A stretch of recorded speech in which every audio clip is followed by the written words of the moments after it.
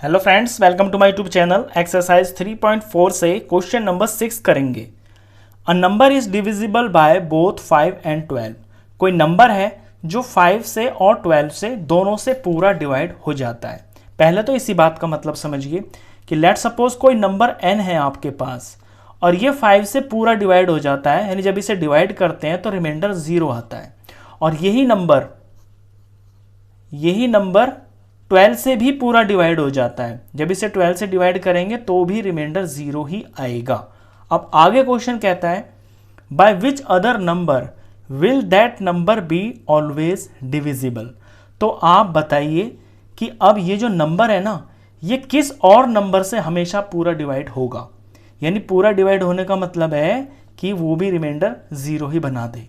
अब 5 और 12 से तो ये जो n नंबर है ये पूरा डिवाइड हो रहा है। अब पूछा ये है कि वो कौन सा नंबर होगा ये जिससे ये पूरा डिवाइड हो जाए। दैट मीन्स कि ये चीज़ आपको निकालनी है। तो 5 और 12 से जो नंबर पूरा डिवाइड हो रहा है वो 5 का और 12 का एक मल्टीपल होगा। बिल्कुल सिंपल सी बात है। और जो मल्टीपल भी होगा तो अगर वो 5 से पूरा डिवाइड हो रहा है, 12 से पूरा डिवाइड हो रहा है, तो ये मल्टीपल होंगे 5 और 12 के।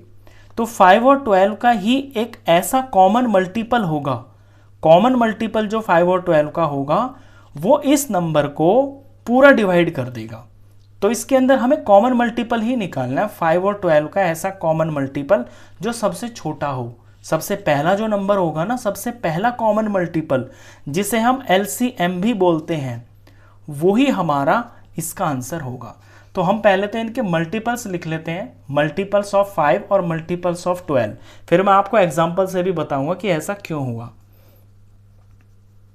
तो यहाँ पे मल्टीपल्स ऑफ 5 लिख लेता हूँ मैं, और तब तक लिखूंगा मैं इसी तरह से मुझे यहाँ पे मल्टीपल्स ऑफ 12 भी लिखने हैं। मुझे तब तक लिखने हैं जब तक एक कॉमन मल्टीपल नहीं आ जाएगा, पहला कॉमन मल्टीपल। तो 5 के टेबल में 5 1 5, 5 2 10, 5 3 15, 5 4 20, और फिर 25 आता है, फिर 30 आता है, फिर 35 आता है, फिर 40 आता है, फिर 45 आता है, फिर 50 आता है। अब 50 के बाद जो मल्टीपल आएगा वो 5 11 55 आएगा, और फिर 11 के बाद 12 5 60 आएगा। और मल्टीपल आगे चलते रहेंगे, मल्टीपल कभी ख़त्म नहीं होते हैं। अब 12 के मल्टीपल्स लिख लेते हैं। तो 12 1 12, 12 2 24, 12 3 36, 12 4 48, 12 5 60। आगे तक चलते रहेंगे। अब यहाँ मैंने देखा कि पहला जो नंबर है ना, पहला मल्टीपल कॉमन मल्टीपल वो 60 है। दैट मीन्स ये जो मेरा आंसर यहाँ पे होगा वो 60 होगा। ये मेरा आंसर है। अब मैं इसे आपको चेक करके बताता हूँ। देखिए कोई नंबर है, कोई भी नंबर है, लेट सपोज मैं 60 को ही ले लेता हूँ। ये है 60। 65 से पूरा डिवाइड हो रहा है, बिल्कुल हो रहा है। 5 1 5 हो गया, और 1 और ये 0 हो गया, और 12 आ गया। और यही नंबर जो 60 है ये 12 से भी डिवाइड हो रहा है। 12 5 होता है 60। तो ये जो नंबर है ये 60 है। अब 60 और किस नंबर से पूरा डिवाइड हो जाएगा? तो 60 जो है 60 से ही पूरा डिवाइड होगा, क्योंकि 60 को अब 60 से डिवाइड करेंगे तो 61 60 हो गया। ये है। अगर 60 की जगह यहाँ कोई और नंबर होता तो वो नंबर होता फिर 62 120। यानी जो नेक्स्ट इसका कॉमन मल्टीपल आता ना, आगे करते चले जाते तो यहाँ 120 आ जाता, और यहाँ भी 120 आ जाता। इसका भी देख लीजिए, जैसे कि 120 ही होता लेट सपोज नंबर। तो 120 को 5 से डिवाइड करते हम, तो 5 2 होता 10, और ये 2 और 0 24, 5 4 20 हो गया। तो 125 से पूरा डिवाइड हो गया। और 120 जो है ये 12 से भी पूरा डिवाइड होता।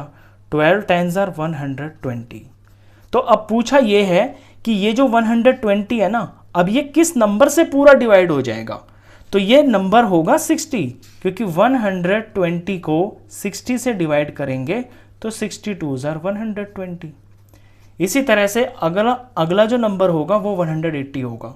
180 ऐसा नंबर होगा जो 5 से और 12 से पूरा डिवाइड हो रहा होगा, और फिर वो जो 180 होगा वो 60 से पूरा डिवाइड हो जाएगा। तो क्वेश्चन का कॉन्सेप्ट ये था कि अगर कोई नंबर किन्हीं दो नंबरों से डिवाइड होता है पूरा पूरा, तो वही नंबर फिर किस नंबर से डिवाइड हो जाएगा पूरा पूरा इनसे अलग, तो वो होगा एलसीएम, यानी कि लीस्ट कॉमन मल्टीपल, जो उन दोनों नंबरों का पहला मल्टीपल होगा उससे हो जाएगा। तो इसका आंसर 60 है। क्वेश्चन खत्म। नेक्स्ट क्वेश्चंस के लिए मिलते हैं नेक्स्ट वीडियो में, तब तक के लिए गुड बाय।